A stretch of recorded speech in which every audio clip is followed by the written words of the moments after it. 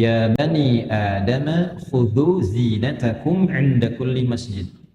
Hei anak cucu Adam, kalau dalam bahasa tafsirnya begini, jika sudah terdengar panggilan dari masjid-masjid itu, maka persiapkan dan kenakan pakaian terbaikmu. Nah, jadi kalau mau sholat, jangan sekadarnya berpakaian.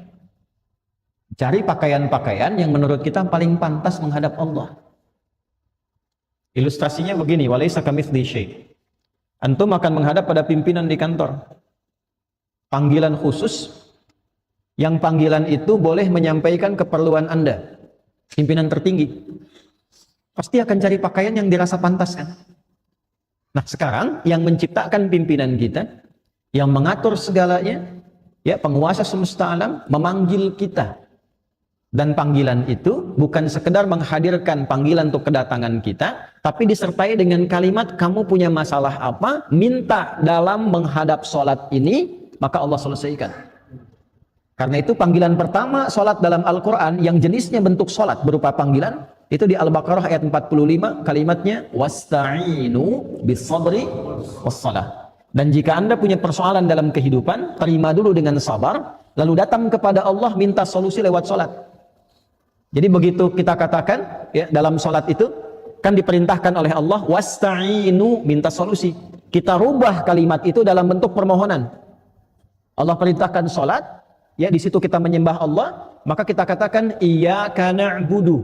Ya Allah, Engkau perintahkan aku sholat untuk menyembahmu, aku lakukan sekarang. Dan Engkau perintahkan aku minta solusi dari persoalanku, sekarang aku mohon kepadamu. Bentuk perintahnya wasta'inu, bentuk permohonannya rubah ke mudhari, nasta'in. Maka kita ucapkan iyyaka na'budu wa iyyaka. Nah, di hadis qudsinya riwayat sahabat Abu Hurairah, Allah menjawab demikian. Wa idza qala al-'abdu iyyaka na'budu wa iyyaka nasta'in, qala Allah 'azza wa jalla, hadza baini wa baina 'abdi wa li 'abdi ma sa'al.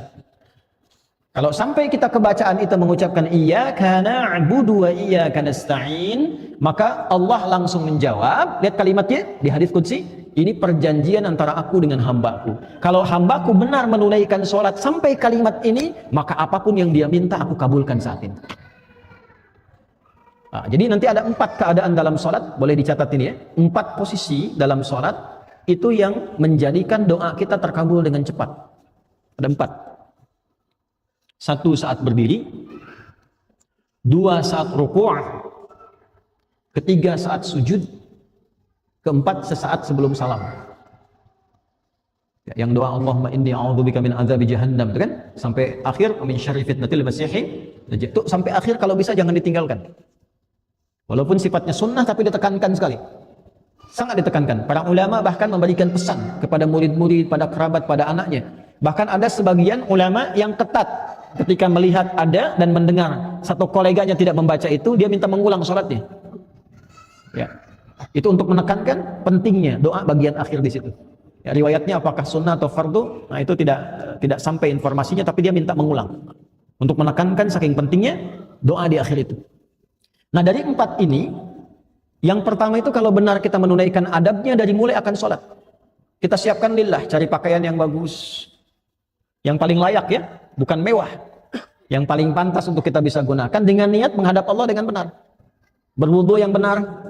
Quran surah ke-5 ayat yang ke-6.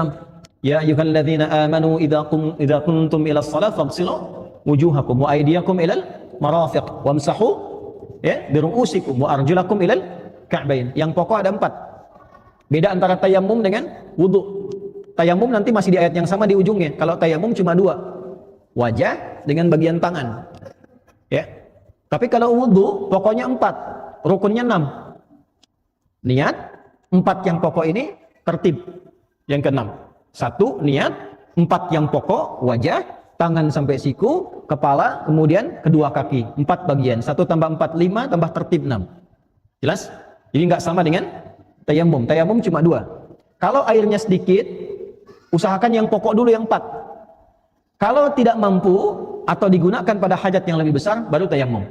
Jelas? Kita wudhu dengan baik, kenakan pakaian yang baik, lalu memulai sholat untuk menghadap Allah dan merasakan kita dipanggil, mungkin panggilan ini panggilan terakhir. Wa annahum ilaihi raji'un. Quran surah 2 ayat 46. Kalau sholatnya seperti itu, mengharap ridha Allah dan punya sifat merasa diawasi Allah, ihsan. An ta'budallaha ka'annaka tarahu fa illam takun tarahu fa innahu yarak. Kalau dia punya adab salatnya ingin dilihat Allah bukan ingin dilihat makhluk. Awas. Ingin dilihat makhluk, riya. Disebut celaka. Fawailul lil musallin alladzina hum an salatihim sahun alladzina hum yuraun. Ada orang salat ingin dilihat makhluk. Kalau Allah sampaikan itu pasti terjadi.